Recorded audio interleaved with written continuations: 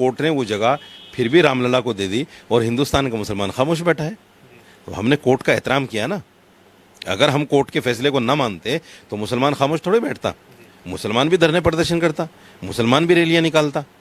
मुसलमान हिंदुस्तान में तादाद में इतना कम नहीं है कि वो रैली ना निकाल सके, या वो इन लोगों की तरह जिस तरह ये नफरत का बाजार गर्म कर रहे हैं और 10-20 आदमी इकट्ठे होकर लिंचिंग कर देते हैं किसी की भी। मुसलमान इतनी कमज़ोर तादाद में नहीं है कि देखिए, सबसे पहले तो आप ये देखिए कि ये जो पिटीशन है, ये जो याचिका है, सेशन कोर्ट ने जिसको एक्सेप्ट किया और जिसके बाद में फिर सारी प्रक्रिया आई, ये इलीगल है। क्योंकि 1991 का जो प्लेसेस वर्शिप एक्ट है वो ये कहता है कि जिस वक्त ये बिल बना है 1947 में जो जहाँ जिस जगह जो चीज़ थी वो वहीं सेम रहेगी, उसको चेंज नहीं किया जा सकता।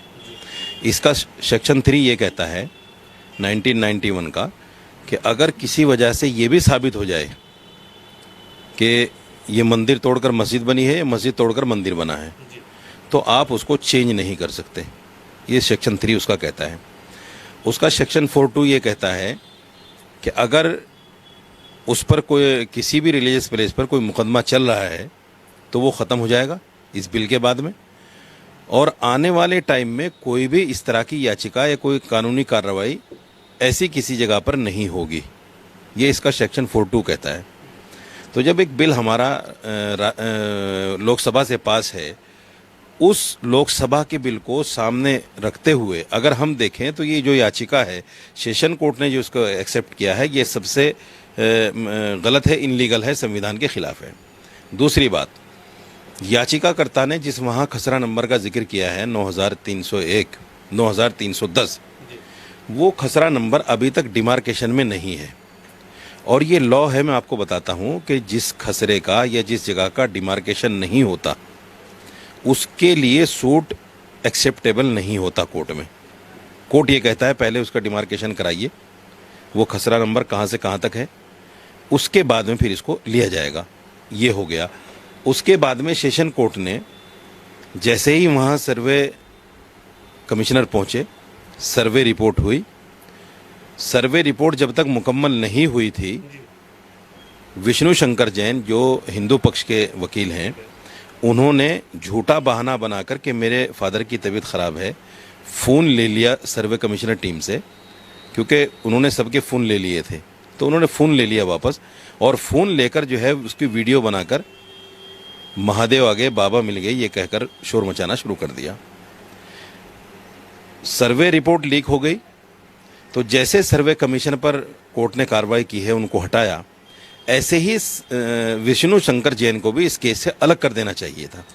आपकी बात से मैं सहमत हूँ, मैं समझ रहा हूँ आपकी बात जो आपने कहा, लेकिन उस आपने कहा 1991 का जो एक्ट है, लेकिन इसमें जो याचिका डाली गई है वो याचिका ये डाली गई कि 5 महिलाएं ये कह रही हैं कि भैया जो पहले हमें पूजा का हक था 1991 से पहले, वो गौरी गणेश का या गौरी शंकर का जो पूजा का हमें हक था वो हमें मिलना चाहिए। उस पर तो पिटीशन डाली है।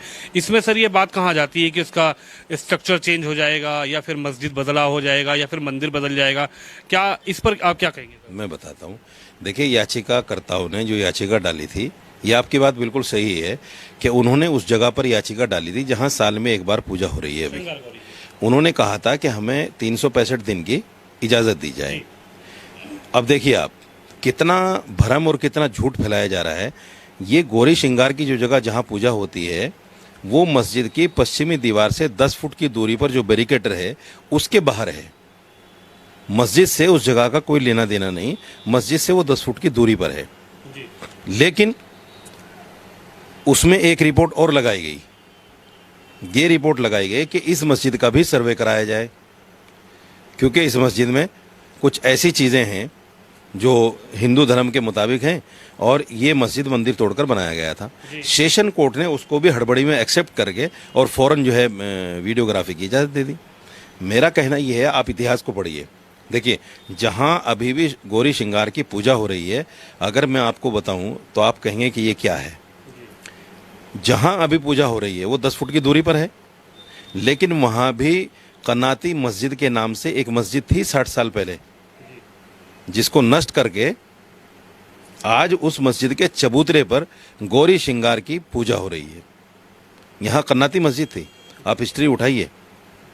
लेकिन सवाल तो ये उठ रहा है मौलाना साहब कि जहाँ वहाँ पर जो आज निशान मिल रहे हैं, जो स्वास्तिक के निशान मिल रहे हैं, आपने भी वीडियो देखी होगी मेरा ख्याल है कि त्रिशूल के जो निशान मिल रहे हैं, शिवलिंग के आसपास की आप उसको फुहारा बता रहे हैं, लेकिन हिंदू पक्ष ये कह रहा है कि वो शिवलिंग है।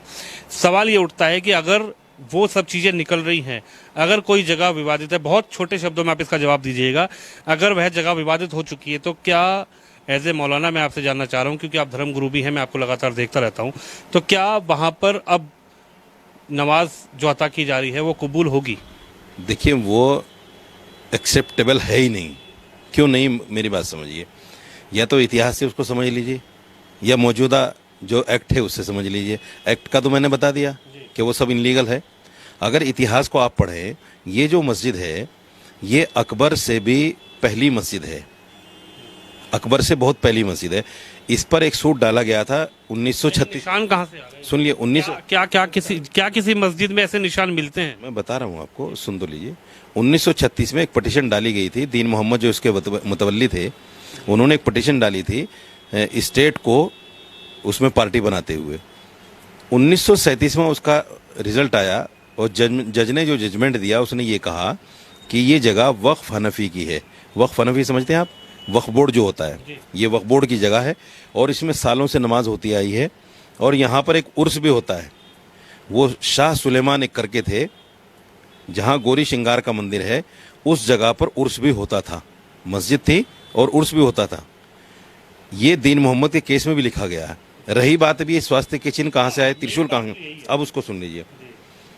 अकबर ने अपने ज़माने में एक नए मजहब की शुरुआत की थी, नया धर्म शुरू किया था जिसको कहते हैं दीन इलाही। उसका नाम था दीन इलाही, शायद आपने हिस्ट्री में पढ़ा होगा। अकबर ने दीन इलाही को जो शुरू किया था, उसका मानना ये था कि मैं चारों पांचों मजहब जो हमारे देश में हैं, हिंदू, मुस्लिम, सिख, ईसाई, सब मिलकर जो है एक नया धर्म उसने निकाला जिसका नाम रखा दीन इलाही। और उसमें सबके चिन्ह लिए, सबके जो धर्मों के चिन्ह थे वो सब चिन्ह लिए। और ये जो मस्जिद है, हिस्ट्री ये कहती है कि ये मस्जिद उसका मरकज़ यानी सेंटर था, यहाँ से ही वो सारे काम करता था।